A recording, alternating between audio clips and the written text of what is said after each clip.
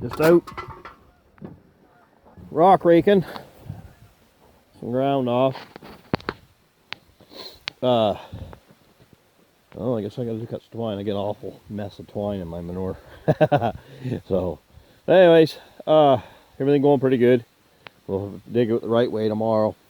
Oh, this here's the ground here. So where I rock raked here, you can see the windrows. She's a nice crop of rocks, but I'll pick those up with the right way tomorrow. So all this ground here is going to is in corn. This will go into corn. And then over here is really soddy, so I'm just going to dish that up, get it half-assed, okay, and then just put some oats in that half of it. But this will all go into corn. So, but I mean, I've had a lot of comments in the past on the rake, and you know, saying they're useless. But I don't know. I've tried a lot of different methods. Anybody that's seen my videos, I have a lot of different rock picking gear, and no one piece does an awesome job for sure. But these get the rocks on top of the ground, right? So if you do a good job working the ground, get it harrowed up. Here's where the rock wall was here, so you can see how bad it is over there, right? So this here, there's still rocks here. So when you hit those, you skip rocks. But if you had, like, I worked it real good up in here. So you got anything I hit, harrow and stuff, we dug out. And so I mean, you can do a pretty good job that way. You can't get down. I mean, it will go down a certain distance and fluff through the soil, but you can't go through and till the ground with it, right? So basically, it's made, you know, we go through and rake it this year, pick it, and then next year you gotta do it again. You do it again, and after a while, you get them after a while. But I definitely wouldn't say it's a useless machine. Works very well. I mean, very low maintenance as far as I'm concerned. I haven't done anything to it, but it's anything slow, right? No matter what you do.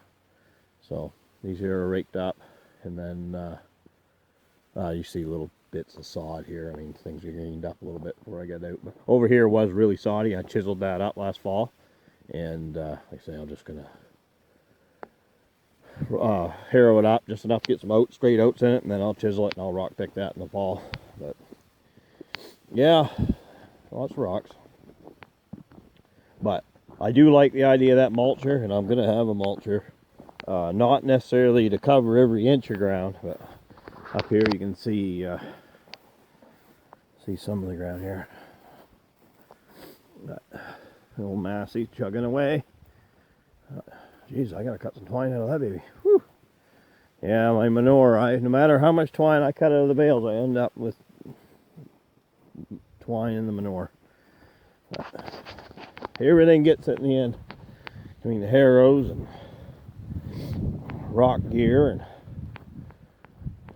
I cut that all out this morning, had it all cleaned out. Anyways, I've done this small field up here. I'm not really sure. I've been debating putting corn in it or some sorghum or Sudan grass, whatever I decide. Or oats. I have it inside. I got a bunch of oats I plan on putting in this year. I dig the combine out. But see this here, this has been picked up here before, and my case is 1690s up the road. I gotta spread fertilizer tomorrow morning. I'll get up early and do that. But I'd like to have the mulcher for like this kind. See, the pickers don't do a real good job on these small rocks. I mean, I rake them up good, but they'll fall down between the Thomas picker and the beds, and they'll fall out. And the other ones, like say, they're hard to pick up. So I'd like to be able to rake it like this, and then if I went with that mulcher and went right down the row and then just chewed them all up, right? If you covered every inch of the field, I mean, that's great if you have time to do that, but you're also going to wear the machine out faster.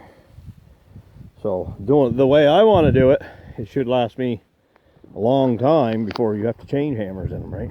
So that's kind of what I'm thinking. See, if you can't, it's hard to pick. When I pick that with a picker, there's going to be some of it left. And it's just a nuisance. But a lot of them, what happens, they flip and turn upside down, fall down between the bed chains and the Thomas. And we'll try it with the right way first, and then if it doesn't do a good job, then we'll move to the Thomas. But between the two, usually you can pick them up. But I got it in my head I want a mulcher, so it's hard to change my mind once I get something in my head. But yeah, I say it would be nice to just beat that stuff right to a powder, right? So anyhow, it's coming. Hopefully I'll have some corn in the ground here this week. I'm gonna try to see if I can sneak a little hen shit out and load that to her and be good to go.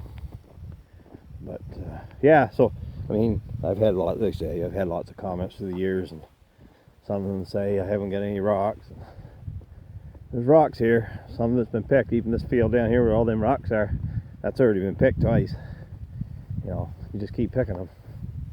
That's how it is, right? But all these rocks didn't get on these rock walls for nothing. So these are small ones.